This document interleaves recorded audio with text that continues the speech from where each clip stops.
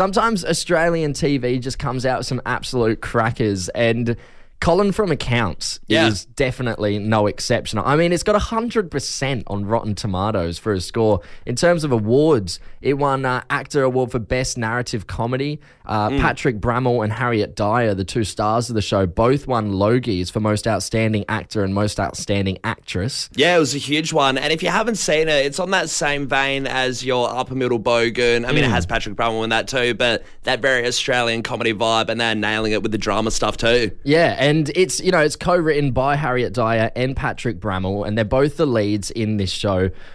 But they're also married in real life, which I don't think a lot of people realise. Yeah, so it's a really interesting one because I've shown the show to a few people, and they've messaged me back being like, hey, did you know, that's the big fun fact about it. Did you know that they're a couple in real life? And I suppose it does lend to that interesting thing that the kissing, romance scenes, and all the arguing and the fighting scenes on the other end probably have a little bit of flavour to it, because they're doing it by routine. They're doing what they know as a couple together. Yeah, I mean, and it's a massive thing to be married to someone. You live with them, and then they co-wrote the show. They star in the show. So they're going to work together every day. They go home together every day.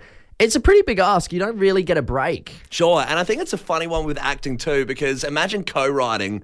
You're sitting there with your partner co-writing, and you leak something into the story a little bit that you're mad about, and then you couldn't help but think, are you mad at that in real life? I mean, you've just written a part in the episode about me not doing the dishes. It seems like you have something to say. Why'd you bring up the custard tart in this episode, hey? It's oddly specific about an argument we had last night with your in-laws. But what we want to do, Callum, we want to go to the phones here. We want to know, do you work with your partner? I mean, tell us how it goes, because this is another interesting world, pretty much, working with your partner. I know someone who works with their partner, but they're on different departments. So they're in the same building, but they're separated by an elevator, by a level. So they can go their separate ways if they need to, and they don't really see each other at work that much. It's a bit easier. Yeah, I mean, there's just so many questions to be had. If you work with your partner, do you work closely with them? Do you not work closely with them? You know, how do you go if you're having a bit of an argument at home? How do you not bring that into the office? Yeah, sure. Once again, on the contrary, if you're feeling a little bit frisky, do you bring it to work? Kicking us off with a text here, someone said, I used to run a bar with my ex.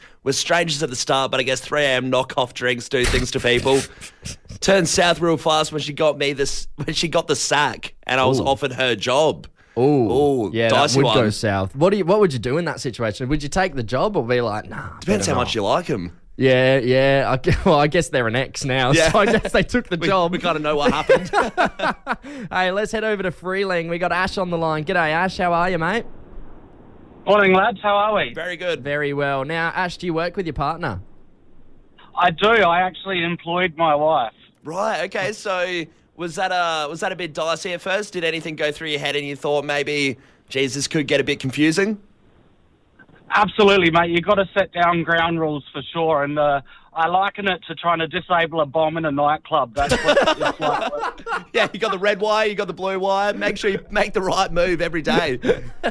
Absolutely, it's chaos. But if you get it set up right, it works well. But yeah, sometimes when you got to tell her off, it's like you can sort of see the home life wanting to creep through, but she checks herself pretty quickly. So, hey Ash, I got to know: when you're going into work, do you take separate cars? Does one of you start or leave earlier, or? Yeah, I start before her, so we at least get the drive home and to work separately.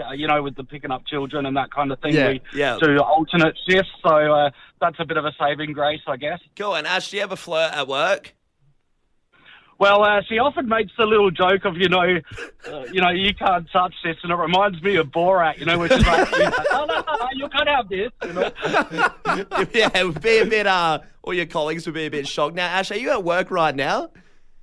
I sort of am. I'm on the way to a site meeting, so I'm not in the office at the moment. Yeah, I thought you might be... I'm sure she's listening. Hiding in the broom closet. Your wife is there at work. Hey, Ash, finally, I mean, it's a question that I think everyone wants to know.